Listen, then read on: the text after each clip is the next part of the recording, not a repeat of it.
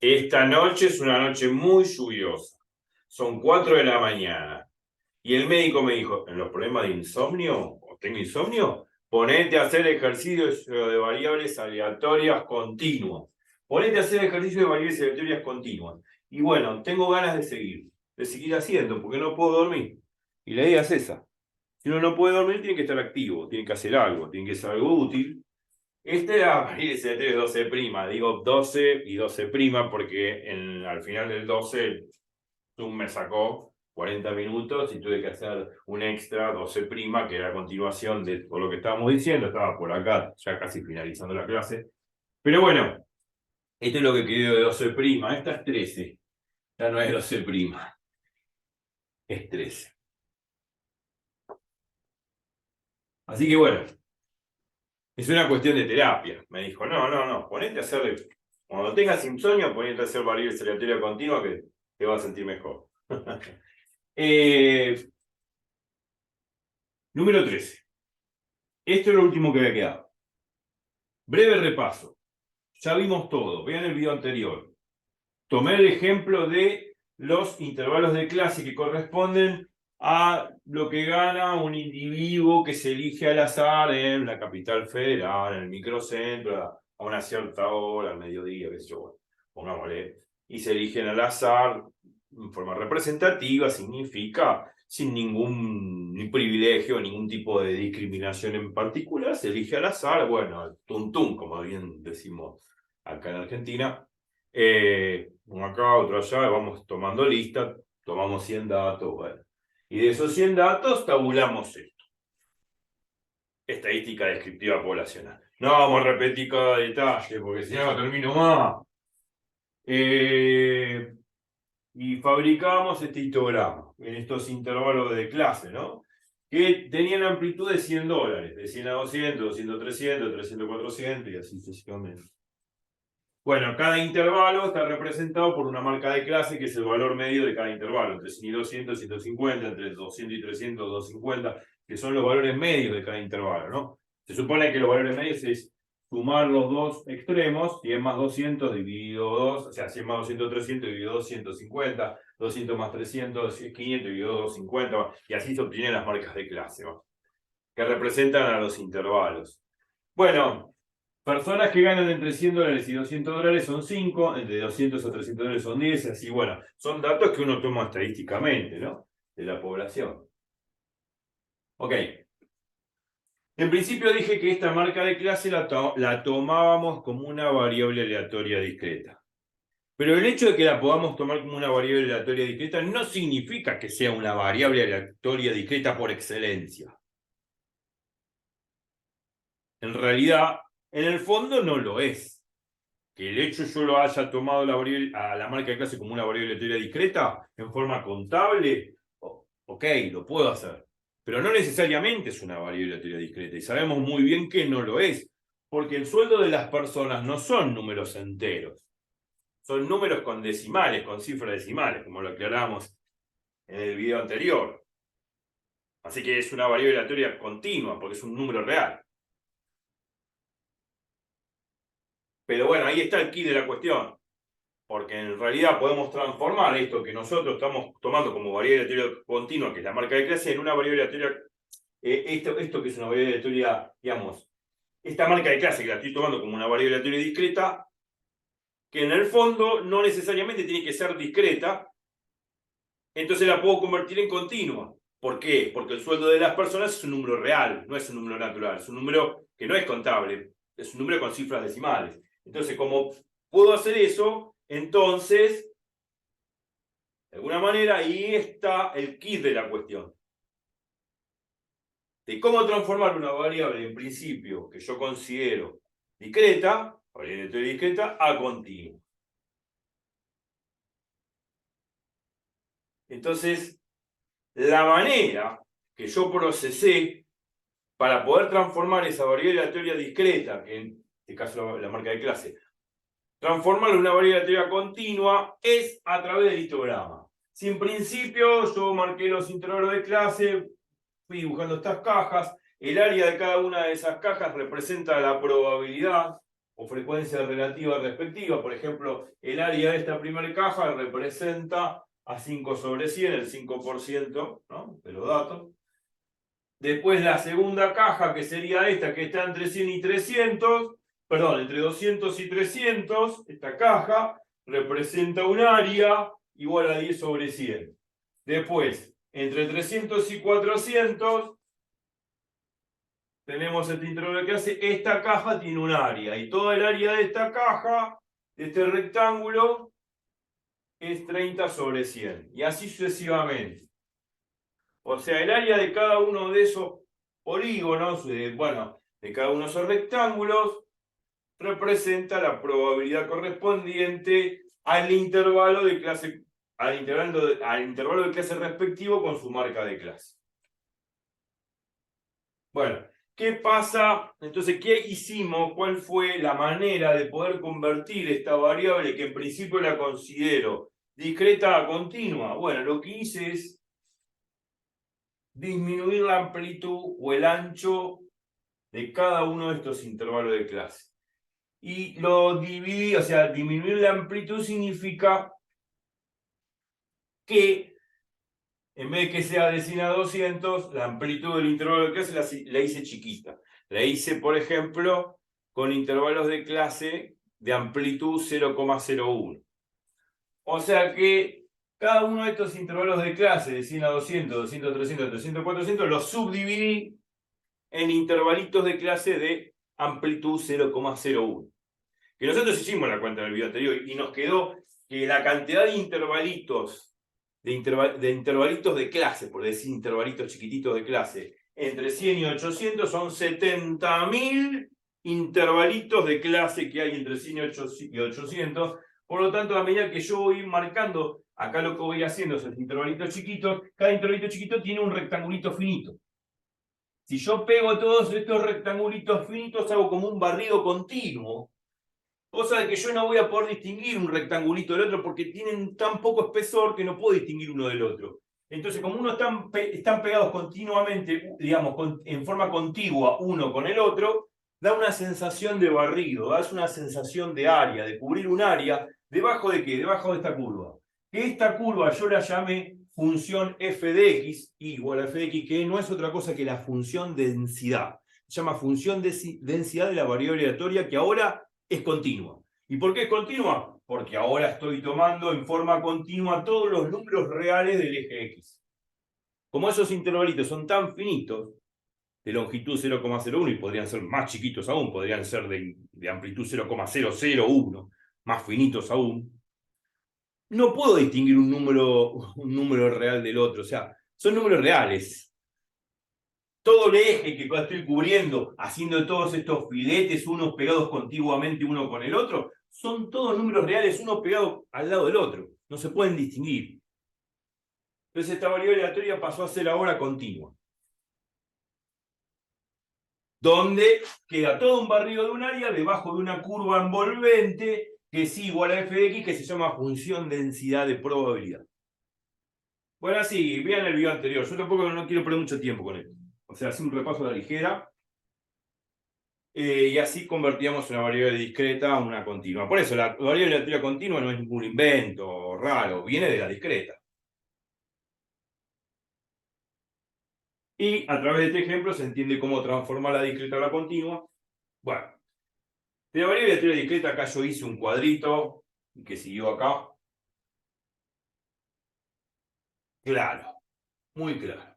Yo tengo que medir la probabilidad de que la marca de clase esté entre A y B.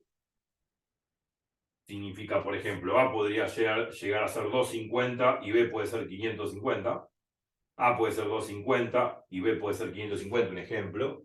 Entre 250 y 550. La probabilidad de encontrar un individuo que gane entre 250 y 550 es la suma de todas las probabilidades que están comprendidas entre la marca de clase 250 y la marca de clase 550. O sea, va a ser 10 sobre 100 más 30 sobre 100 más 34 sobre 100 más 15 sobre 100. Y esa suma es esta de acá, que está acá. Esta suma que va de A a B, bueno, es una forma de poner, no importa. Acá, bueno, perdón por el exabrupto, para los que son muy formales, esto sería el número de intervalo de clase correspondiente a la marca de clase A hasta el número de clase correspondiente a la marca de clase B. I sub A hasta I sub B. Bueno, no importa. Perdón por el exabrupto, pero es así. Bueno, y después la esperanza, también, que es la fórmula, la sumatoria de 1 hasta n. O sea, ahí tengo que contar todos los datos de las probabilidades correspondientes por X sub I, ¿no? La probabilidad de X sub I por X sub I. Tengo que hacer toda esa suma, pero comprendiendo todos los datos, porque todo es un valor ponderado, un promedio ponderado. Tengo que ponderar todo el conjunto de datos que tenemos en la tabla. Por esto suma desde I igual a 1 hasta n. O sea, desde el primer I igual a 1 sería la primera marca de clase, correspondiente a la probabilidad, hasta n, que en este caso n va a ser 7, ¿no? 1, 2, 3, 4, 5, 6, 7. N va a ser 7. Corresponde a esta marca de clase con esta probabilidad de 2 sobre 100. Bueno, al aplicar esta fórmula me da la esperanza, o el valor esperado. Bueno, la varianza también se escribe así. También se puede escribir de otra forma, ya lo vimos el video pasado. La cuestión es que esta variable discreta se convierta continua. O sea, como estas cajas, estos rectángulos grandotes, con estos intervalos de clase grande de amplitud 100, se convirtieron en intervalitos de clase muy finitos de amplitud 0,01, donde hay 70.000 rectangulitos estos de acá de 100 hasta 800. No termino nunca de cubrirlo, eso lo puede hacer una máquina, una computadora.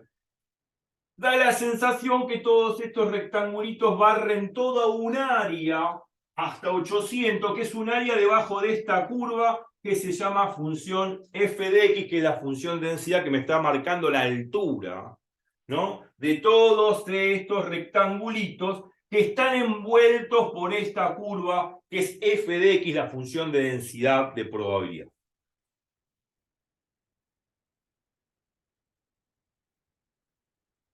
Bueno, entonces, esta suma que está acá, que en principio era la suma de las probabilidades para los rectángulos grandotes, se convierte en una integral. Lo vimos en el video pasado, ¿no? Vean el video pasado, pues si no tengo que hacer todos los cálculos de nuevo. Veanlo. El 12 y el 12', claro.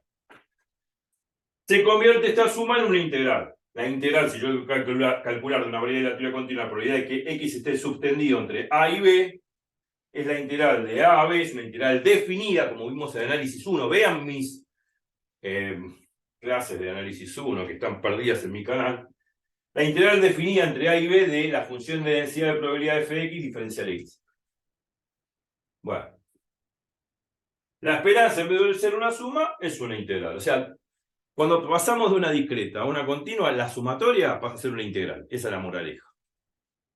Esta suma pasa a ser una integral. La integral desde el valor inferior hasta el valor superior. En este caso, el valor inferior de x sería 150. Acá está. Y el valor superior sería 750. Bueno, tengo que hacer la integral del valor inferior al valor superior de la función de densidad de probabilidad por x, diferencial x. Hay que saber integrar y recordar cómo integrar, claro. Y eso me da la esperanza. Lo mismo con la varianza. La varianza pasa de suma a integral. También desde el valor inferior al valor superior. Pero con esta expresión. Ahí la integral puede ser un poco más complicada porque está acá la expresión f de x por, entre paréntesis, x menos la esperanza de x al cuadrado, diferencial x. Bueno, y después seguí con todo este repertorio, esta comparación de variable aleatoria discreta y continua acá. Esto que está acá comparado con esto que está acá. Esto variable aleatoria discreta, la probabilidad siempre sabemos que es un valor positivo, pero me faltó poner en el video anterior de que también es menor o igual a 1. O sea, esto que está acá, la probabilidad es menor o igual que 1 y mayor o igual que 0, ¿no? Eso ya lo sabíamos, es uno de los axiomas de probabilidad. Y después el otro axioma, que define la variable aleatoria, ¿no? En este caso discreta, es que la suma de I1 hasta n de la probabilidad de todos los datos que tengo de la variable aleatoria, es igual a 1, lógicamente. Si hago la probabilidad de x igual a 1, más la probabilidad de x igual a 2, más la probabilidad de x igual a 3, y así sucesivamente hasta x igual a n, o sea, hasta el último, si sumo todas las probabilidades de todo ese conjunto, ¿no?, de variables aleatorias que yo tengo en el espacio muestral, que es el número total de datos que tengo de la variable aleatoria en cuestión, si sumo la probabilidad de cada una de esas variables, de esos valores de la variable aleatoria, lógicamente me va a dar 1, el 100%, porque algo va a suceder. De todos estos datos, con algo me voy a topar, con algo me voy a encontrar. Por eso la suma tiene que valer 1. Bueno, estas dos cosas definen, y dos, o sea, estas dos condiciones definen axiomáticamente lo que es una variable aleatoria. Bueno, en forma comparada, la variable aleatoria continua es esto. En vez de hablar de la probabilidad, se habla de la función densidad, que es esta envolvente que cubre todos estos rectangulitos. Tiene que ser mayor que 0. Y x es la variable aleatoria que está desde el menor valor al valor superior. O sea, es el rango. Cuando yo digo que x es mayor o igual que el valor inferior y menor o igual que el valor superior, es el rango de la variable aleatoria. El rango significa el intervalo máximo.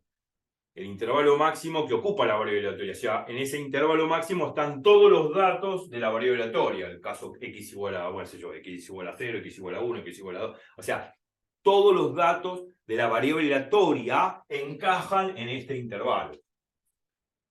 Y después, también, para definir la variable aleatoria continua, axiomáticamente, la integral del valor inferior al valor superior de la función de densidad tiene que dar 1. Lógico, porque ¿qué significa que dé 1? Veámoslo gráficamente. Esta es la curva que envuelve todo. Obviamente yo tendría que haber seguido por acá. Bueno, toda la curva esta tiene un área. Hay un área debajo de la curva. Si yo integro toda el área debajo de la curva, tiene que seguir dando 1 esa área, porque esa área me mide la probabilidad total. Y la probabilidad total sabemos que por discreta, si sumamos todas las probabilidades de todos los valores que toma la variable aleatoria, me da 1. Lo mismo pasa si yo calculo la integral del valor inferior al valor superior de la función de densidad. Me tiene que dar 1, porque esto que está acá me mide el área que está por debajo de la curva. Y el área tiene que seguir valiendo 1, porque es una variable aleatoria. Y toda variable aleatoria la sume siendo discreto o la integre, me tiene que dar el 1, el 100%, el 100%, que me está afirmando que algo va a suceder aleatoriamente. Entonces esta condición es importante. Bueno, enfatizamos, nos pusimos eufóricos, repasamos, pero vean los videos anteriores, pero acá repasamos todo esto. Ahora lo que vamos a hacer, un problema. Un problema que quiero compartir en pantalla, a ver si tenemos tiempo de hacerlo, que es un problema de parcial. En base a esto que estuvimos viendo, ¿no? Se guarda con esto. Esto y esto para el machete. Y esto y es comparado con esto al machete. Esas son las dos cosas que hay que tener en cuenta. Esto de lo de variable discreta comparado con variable aleatoria continua. Y esto que es variable aleatoria discreta comparada con variable aleatoria continua. Eso al machete, por decir machete, ojo, no se copien, estudien, como para poder procesar ahora problemas. Vamos a compartir pantalla con un problemita de parcial, ahí está. Justifique su respuesta, como siempre, claro. Yo mientras borro, les voy comentando, dada la siguiente función, obviamente que esta f de x que está acá, no es otra cosa que la función de densidad de probabilidad. Y es una función partida como la que hemos visto en análisis 1. Esta función f de x vale k por, entre paréntesis, x cuadrado menos 1, si x está subtendido entre, o x es mayor o igual a 0 y menor que 1. Vale 1 medio por x más 2, si x es mayor o igual que menos 1 y x menor que 0. Y 0 en otro lugar. O sea, ¿qué significa en otro lugar? Que no se cumple ninguno de estos dos intervalos. Si la x no está entre 0 y 1 y tampoco está entre menos 1 y 0, eso significa otro lugar. O sea, si x está fuera de esos dos intervalos que mencioné, la función de densidad vale tácitamente 0. Y así se define un ejercicio cualquiera, una función de densidad. El problema es el primer punto, que es hallar el valor K para que sea una función de densidad de probabilidad. Lógico. Hay que hacer qué valor de K real tendría que meter yo acá, qué número real debería meter acá donde dice K, para que realmente cumpla con las condiciones de variable aleatoria continua. O sea, para que realmente la X sea una variable aleatoria continua, o dicho de otra forma, para que esta f de X sea una función de densidad de probabilidad de una variable aleatoria continua que aquí es X, tiene que cumplirse axiomáticamente las condiciones que impusimos recién y que vimos en el pizarrón.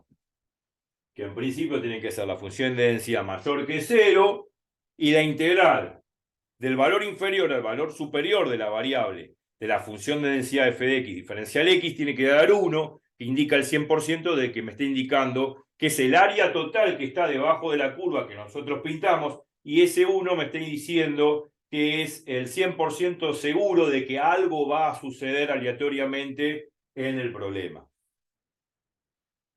O sea, algo va a suceder del fenómeno aleatorio que estamos estudiando. Esta variable es una variable aleatoria cualquiera, no distinguible, es con una función de densidad f, no tiene un nombre específico, y bueno, tenemos que hallar K para que esto realmente, esta f de X sea una función de densidad de probabilidad de la variable aleatoria X, que es continua. Y es continua esa variable aleatoria porque es un número real cualquiera, que está entre 0 y 1, entre menos 1 y 0, o y si está en otro lugar que no fuese todos intervalos, la función de densidad vale 0. Obviamente que esta función, como en análisis 1, se puede graficar. Y es una función de trazo continuo. Es una función de trazo continuo donde X es un número real. Estas cosas lo tenemos que saber graficar ya, porque yo he explicado en mis videos de análisis matemático cómo graficar funciones partidas. Así que busquen en mi canal, que seguramente van a hurgar en las clases de análisis matemático 1, de cómo, en los primeros videos de funciones, de cómo graficar funciones partidas o a trozos, que es este tipo de función. Bueno, listo. Voy a copiar esto en el pizarrón y vamos a hacerlo rápidamente porque realmente es un problema fácil. Después pide calcular la esperanza de X y el valor de Q1, que sería Q sub 1, sería el primer cuartil. O sea, el primer cuartil sería el primer 25% de área que hay debajo de la curva. O sea, el primer cuartil sería el valor de X, o el valor, podríamos decir, de la variable aleatoria, ¿no?, que tengo que hallar, que indica que detrás de esa variable aleatoria, o sea, para todos los X menor que ese Q sub 1, el área que hay debajo de la curva es igual a un 25%, o sea que el área de que está debajo de la curva es igual a 0,25. Vuelvo a repetir, el valor Q sub 1 es el primer cuartil. El primer cuartil significa el primer cuarto. El primer cuarto es un cuarto 0,25, que indica el 25%. Bueno, ese primer cuarto, ¿no?, ese primer cuarto, que es 0,25, está asociado a un área debajo de la curva, que es igual a 0,25, ¿no? Ok. Me piden ese primer cuartil, que es el valor de X, que podría decir que a partir de ese valor de X para atrás, o sea, para valores de X menor que ese primer cuartil, para valores de X menor o igual que Q sub 1, el área que hay debajo de la curva es igual a la probabilidad de 0,25. Ahora lo vamos a ver. Y el que me entendió ya lo puede hacer. Y después me pide el punto C, la probabilidad de que X sea menor que un medio, sabiendo o se sabe que X es mayor que menos un cuarto. Esto ya es una probabilidad condicional. Obviamente que para la probabilidad condicional debemos usar las mismas definiciones que hemos usado en probabilidades y estadística, en los videos de probabilidades y estadística, y también en todos los problemas que hicimos de variables aleatorias discretas. También vale la definición de probabilidad conjunta, ¿no? La probabilidad de A intersección B, o probabilidad conjunta A y B, es igual a la probabilidad de que suceda A sabiendo que sucedió B por la probabilidad de B. Bueno, ahí justamente esa definición que hemos usado siempre también es válida para variables aleatorias continuas. Bueno, voy a borrar esto, que estaba acá, y mientras tanto háganlo, porque ustedes ya, con lo que yo dije, repitiendo el video, ya pueden ir haciéndolo. Ahí expliqué bien lo que tienen que hacer en cada uno de los puntos. Ya lo pueden ir haciendo, no hace falta que vean el video, pero no importa. Yo, de bueno que soy o de malo que soy, depende de cómo se vea, yo lo voy a hacer igual, como para que se entienda el desarrollo del problema. Y acuérdense que vamos a tener que aplicar los axiomas de variable de teoría continua. Y acuérdense también que de las propiedades que vimos de variable de teoría continua recién en el pizarrón y en el video 2 y 12', cuando pasamos de variable aleatoria discreta a continua, la sumatoria se convierte en una integral, donde ahora el protagonista no es la probabilidad Px sub i, sino la función de densidad de probabilidad f de x, que es la curva que envuelve todas esas barritas que yo grafiqué en el histograma, que la suma de las áreas de todas esas barritas me va a dar la probabilidad que está debajo de la curva para un cierto valor de x menor que un cierto valor a. O sea, para x menor o igual que a, toda el área que me queda atrás de x igual a a, o a la izquierda de x igual a a, toda esa área barrida es la probabilidad de encontrarme con un valor de x menor o igual que a. No lo vamos a ver gráficamente en el problema, pero yo lo pienso en voz alta y se los digo para que ustedes realmente entiendan lo que tienen que hacer. Así que ya lo pueden hacer. Yo no tendría que hacer ningún video, ya está. Tendría que cortar, vamos, pasemos a otra cosa y listo. Pero bueno, lo voy a hacer. Voy a hacer igual. Me parece importante hacerlo, procesarlo. Más allá que lo comente y lo piense en voz alta, yo estoy borrando. ¿O creen que estoy jugando a los dados? No. Bueno, podríamos jugar a los dados. ¿Por qué no? Es un juego de azar. Bueno, acá estoy poniendo los datos del problema. Ok. Voy a anotar la función de densidad. Obviamente que voy a anotar todos los datos así. O sea, no voy a anotar, digo, no todos los datos, no voy a anotar todo el problema así tal cual se lee. Usted ya lo puede leer y retroceder el video todas las veces que les sea necesario. ¿Qué más dice? Un medio de x más 2. Miren que tienen tiempo de exposición ahí, ustedes lo pueden ir haciendo. Mientras yo lo voy copiando acá. Menor que 0, ¿no? Y después en otro lugar 0.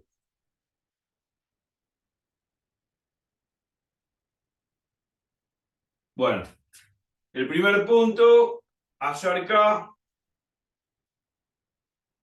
pertenecientes reales para que f de x sea función de densidad de probabilidad.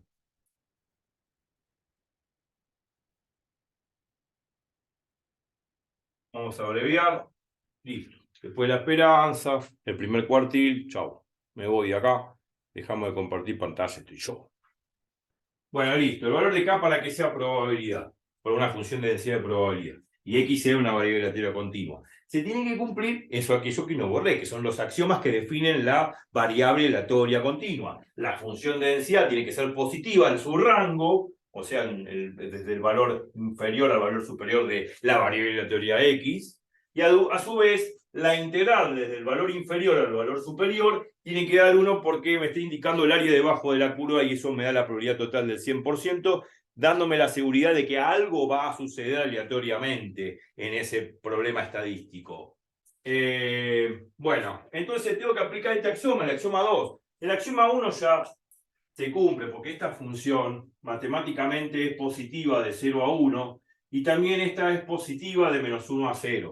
Ustedes podrían hacer el gráfico de esa función y darse cuenta de que toda la gráfica de esta función está por encima del eje de las X. Si está por encima del eje de las X, significa que la función es mayor que 0. Entonces, este primer axioma, el número 1, se cumple y se puede comprobar gráficamente. Si grafican esta función, como lo hicimos en el análisis 1, si es hora que ya saber graficar estas cosas, si uno grafica esto, vamos a ver que todo el gráfico está por encima del eje X. Si todo el gráfico de esa función está por encima del eje X, la función es mayor que 0. y se está cumpliendo el primer axioma. Listo. No voy a graficar esto, porque tampoco pide graficar.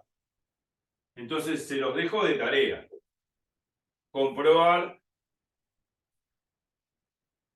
gráficamente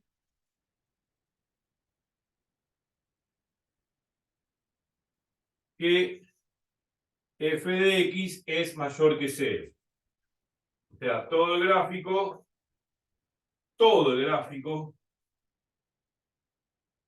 está por encima del eje X. Ya a esta altura tienen que saber graficar, ya cursamos análisis 1. 2. Esto se tiene que cumplir. La integral del valor inferior al superior de la función de densidad tiene que dar 1. Entonces tengo que hacer esa integral. ¿Cómo va la integral? Esta, como lo indica acá la condición. La integral. Tengo que hacer la integral de la función densidad desde el valor inferior al valor superior. ¿Quién es el valor inferior? Acá, de la X. El menor es -1. El -1. Listo, ese es el valor inferior. El valor inferior es -1. ¿Quién es el valor superior? Acá. 1. 1. Entonces tengo que ir desde el valor inferior que es -1 al valor superior que es 1. De la función de densidad fx diferencial x, esta es la notación de Leibniz, diferencial x. Entonces, esta integral va a estar la integral de -1 a 0, de -1 a 0 de esta función, porque entre -1 y 0 existe esta sola función, más la integral de 0 a 1 de esta otra función.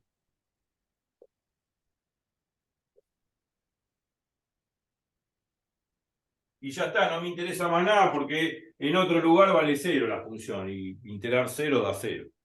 Así que no me interesa. Entonces, listo, integro así de -1 a 0 esta función más la integral de 0 a 1 con esta otra función. Porque esta función vive acá y esta otra función vive acá. Entonces, cuando integro de -1 a 0, obviamente utilizo la función que vive acá, no que vive acá, sino la que vive acá. Y después, cuando integro de 0 a 1, utilizo la función de densidad que vive acá, de 0 a 1, que es esta. Bueno, ¿se entiende eso? Sí. ¿Sí? ¿Sí o no? Sí, sí, sí, dije que sí.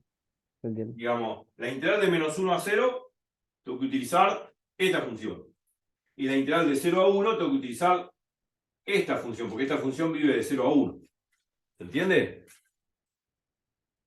Sí, sí, Eso se es entiende. importantísimo. Bueno, entonces hay que integrar esto y análisis 1. Hay que recordar esto. Integrales, análisis 1. Análisis 1, matemática 1, como se llame. La integral de x a la n, donde n es un valor distinto a -1, obvio, ojo. N es un número distinto a es un número real, n es un número real distinto a -1. Esta integral es x a la n más 1 sobre n más 1.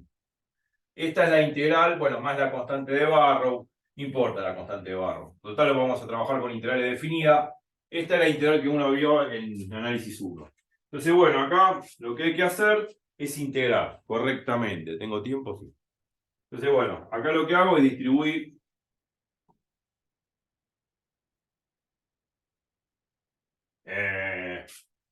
acá también puedo distribuir. Bueno, acá. Sí, en realidad puedo distribuir, pero también puedo utilizar una propiedad que hemos visto en análisis matemático cuando integramos. Sabemos que una de las propiedades que tienen las integrales es que los números que están multiplicando salen afuera de la integral, igual que esta acá. Esta acá está multiplicando, sale afuera de la integral. Es uno de los atributos que tienen las integrales, ¿no? Una de las propiedades que tienen que repasar el análisis 1. Entonces, bueno, esto me queda un medio por la integral de todo esto.